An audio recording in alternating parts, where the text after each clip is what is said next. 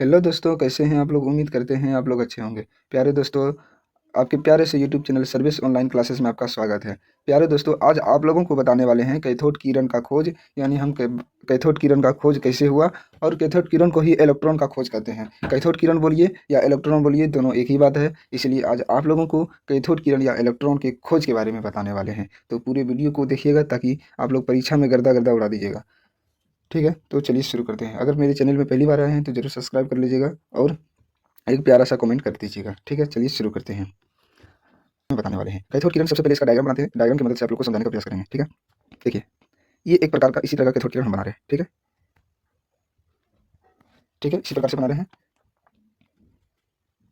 यहाँ उपकरण मतलब कि हम वोल्टेज हाई वोल्टेज वाला एक बैटरी जोड़ दिए हैं। ठीक है, ये जोड़ दिए हैं। उच्च उच्च उच्च वोल्टेज, उच्च भी का मतलब हो गया वोल्टेज, आप लोग समझ जाइएगा। उच्च वोल्टेज, ठीक है। इसका नाम है निर्वात पंप। इसका नाम क्या है? तो इसका नाम है निर्वात पंप। निर्वात पंप का मतलब आप लोगों को बताने वाले हैं। आप लोग थोड़ा वेट कीजिएगा। निर्वात पंप, ठीक है। निर्वात पंप कहने का मतलब यह हुआ कि इसमें जहाँ वायु ना हो, निर्वात किसे कहते हैं? जहाँ वायु ना हो उसे हम निर्वात कहते हैं। तो ये क्या है? निर्वात पंप है। क्या है? निर्वात पंप है। ये क्या है? तो निर्वात पंप है ये। ठीक है, आप लोग समझिए निर्वात पंप किसे कहते हैं। तो ये है निर्वात पंप।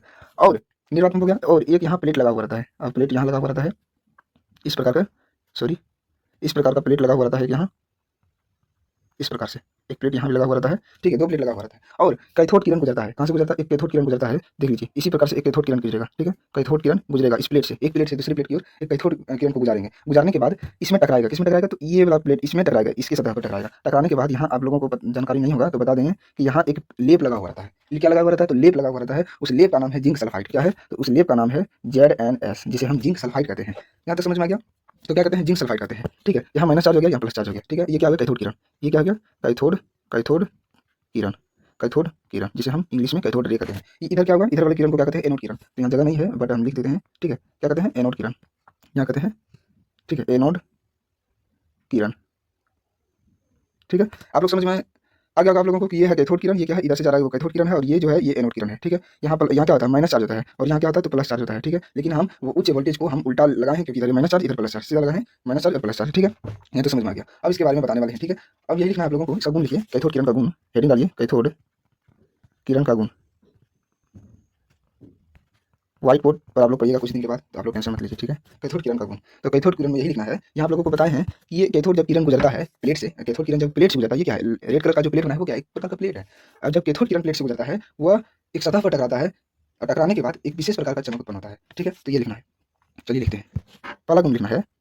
पहला गुण क्या लिखना है? कैथोड किरण, cathode ray, cathode ray ZnS यानी जिंक सल्फाइड से टकराकर चमक उत्पन्न होता है, चमक उत्पन्न करता है, चमक उत्पन्न करता है। क्या करता है? तो चमक उत्पन्न करता है। यहाँ लिख दिए कि कैथोड किरण, कैथोड रे ZnS यानी जिंक सल्फाइड से टकराकर क्या करता है? तो चमक उत्पन्न करता है। दूसरा गुण लिखेंगे। दूसरा गुण क्या लिखेंगे? तो दूसरा गुण लिखेंगे, यहाँ हेडिंग डालिए दूसरा गुण का। दूसरा गुण लिखेंगे कैथोड किरण। आप लोग जानते हैं फोटोग्राफी, फोटोग्राफी प्लेट जानते हैं ना जी? नहीं जानते हैं तो यहाँ समझ लीजिए। फोटोग्राफी ऐसे प्लेट होता है। ठीक है, फोटोग्राफी प्लेट।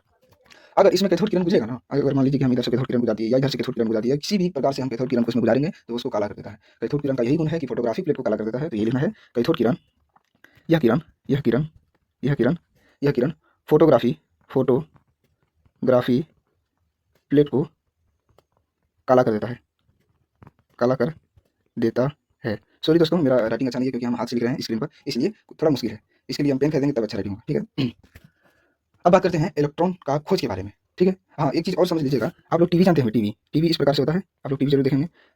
पुराना वाला टीवी, अभी नया वाला टीवी नहीं, पुराना वाला टीवी। मान लीजिए कि क्या है? टीवी है।